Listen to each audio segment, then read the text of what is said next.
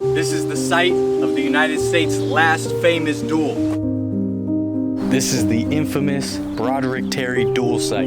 September 13th, 1859, right down this path is where the fateful duel happened.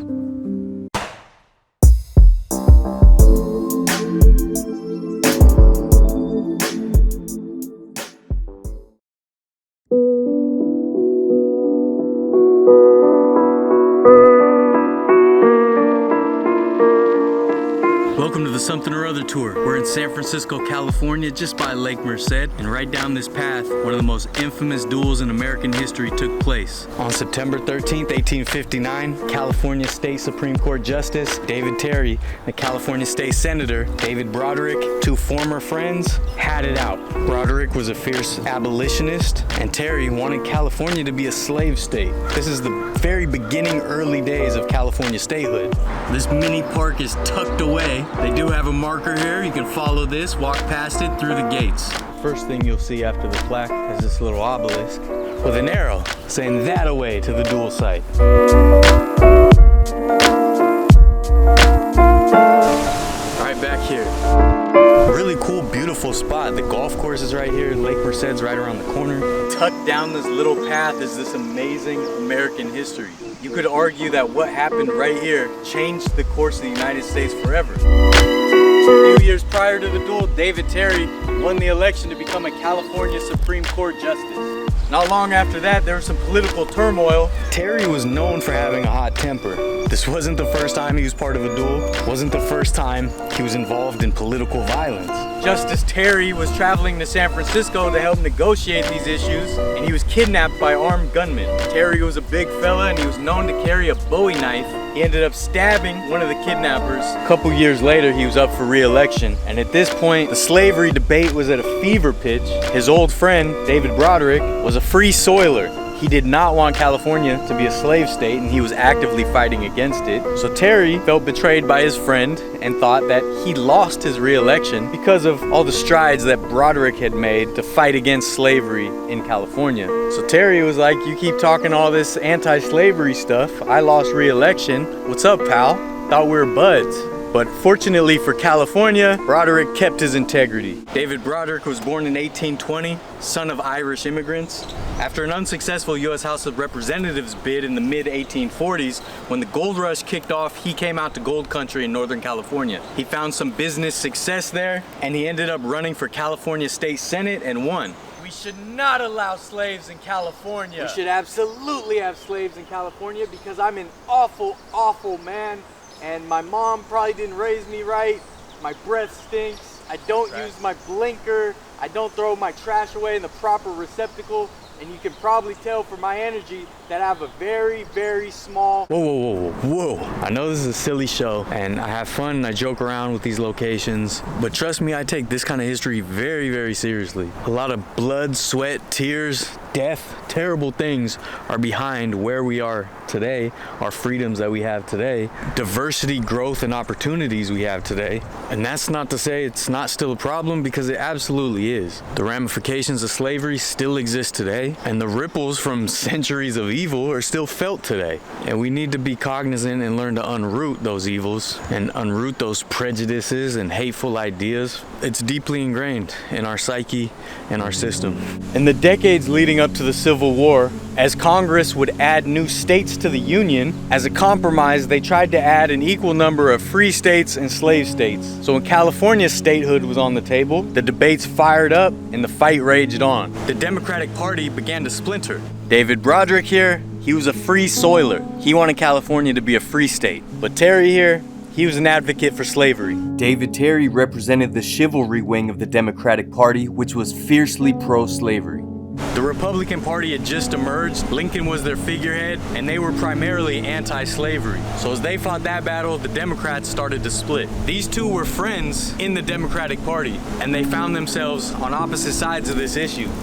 At a convention in Sacramento, Terry blasted his old friend Broderick. He made it seem as if Broderick was almost a traitor for following Frederick Douglass over other prominent white anti-slavery activists. He referred to him as a Douglass Democrat. Broderick was having breakfast in San Francisco when he read the newspaper and he read Terry's words against him. Broderick was furious. He called Terry a damned miserable wretch and said, "How dare he? I supported him through all his elections, and this is how he does me?" Broderick reportedly said, "I considered him the only honest man on the Supreme Court, but now I take it all back." Terry demanded an apology and Broderick refused. Justice Terry was furious and wrote back that he demanded satisfaction usual among gentlemen, which meant a duel. In one corner, we got California Supreme Court Justice David Terry, pro-slavery. In the other corner, we got David Broderick, California State Senator, anti-slavery. A showdown for the ages. I'm sure a good amount of these trees were there at the time. All these trees heard the crack of those pistols. Why do I have to be the slave guy? Well, one of us has to be the slave guy. Yeah, but this guy sucks and I hate being him. Come on, it's acting. It's acting.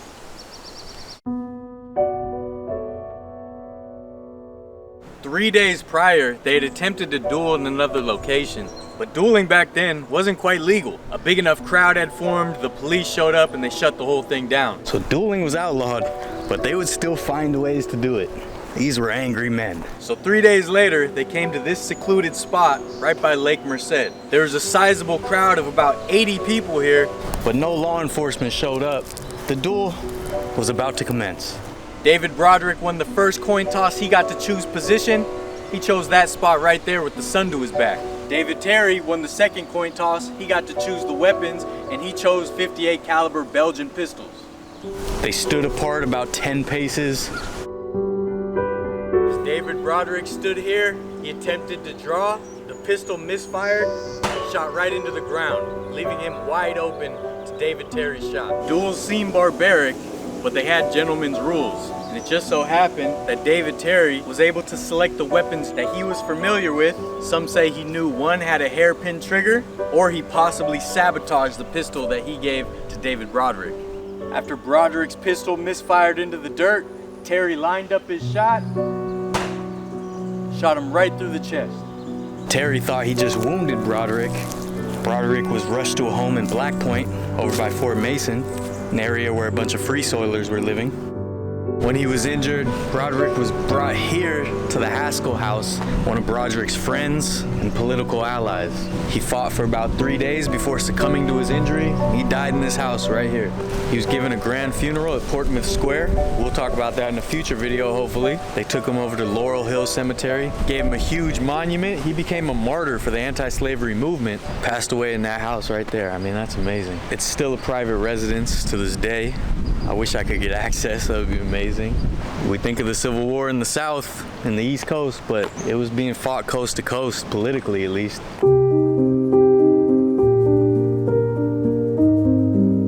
Reportedly, some of his last words were, "They killed me because I am opposed to the extension of slavery and a corrupt administration."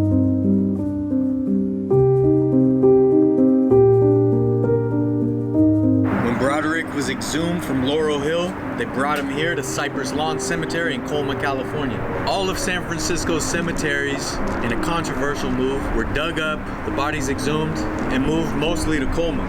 Broderick was no exception. In this area, they took some 35,000 people that were unclaimed by family, and they built Pioneer Mound. So this is David Broderick's final resting spot, right underneath this hill right here. Here they have a memorial to Laurel Hill Cemetery to commemorate the California pioneers. From the ends of the earth, desire and a love of the wide blue sky of freedom led men to California. In April 1937, the San Francisco Board of Supervisors, for the third time, passed an ordinance demanding evacuation of Laurel Hill so its land could be converted to housing and street development, and the removal began. So there's vaults underneath us, basically a big tomb, filled with old San Francisco pioneers.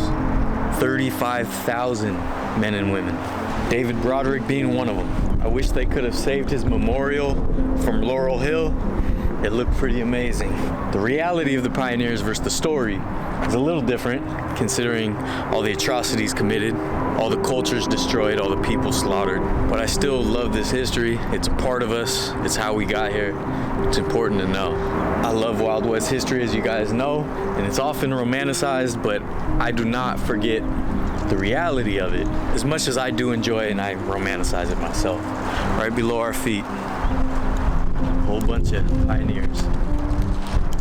Wow, so there's no individual names, although Cypress Lawn does keep a record of all the names that are down here. And yes, someday I do want to do a deep dive of Cypress Lawn. A lot of famous people buried here. Wyatt Earp, I believe. George Hurst is buried here. A lot of the most important people in San Francisco history are buried in this cemetery. Dude, I don't want to be the slave guy. We're already going. Just Why don't you be the slave guy? Don't be able to tell, dude. We're the same person. Just come on. Let's go. Let's run it. I'm thankful to people like David Broderick that fought to keep California a free state. We have enough embarrassing and despicable history in California to also add being a slave state on top of it. I think it's kind of fitting that Broderick's is surrounded by lush greenery. It's all beautiful over there. And then old Terry is right here in the middle of the weeds.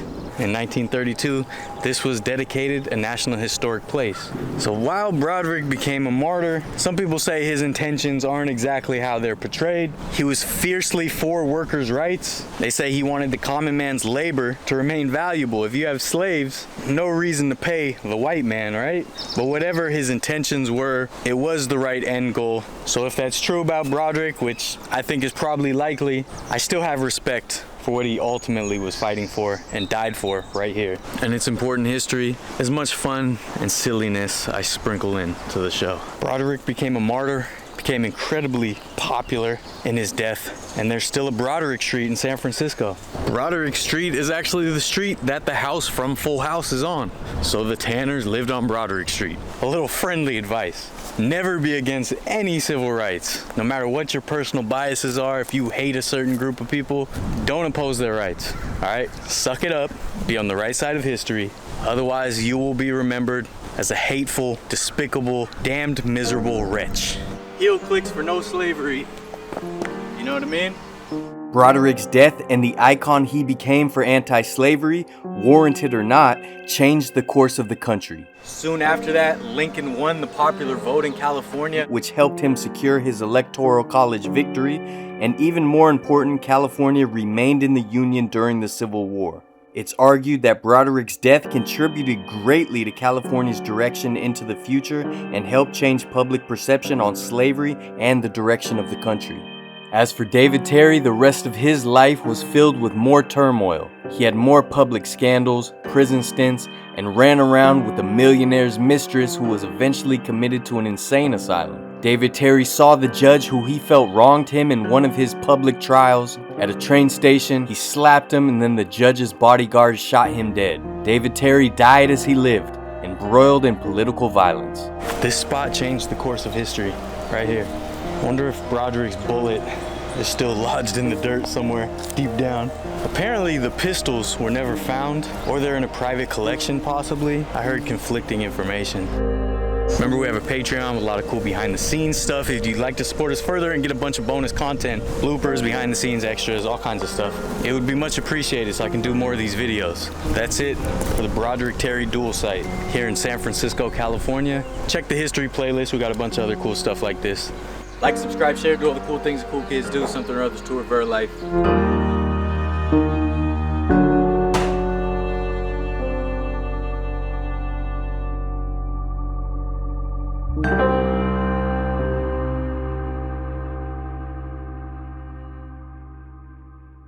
Is that good enough? Yeah, good job, dude. Slavery guy. So if this was a pay-per-view event, we're all rooting for Broderick, right? I mean, I would hope most of my viewers would be rooting for Broderick. 2 days filming, a broken camera. I've been filming 6 hours straight now. Angry men.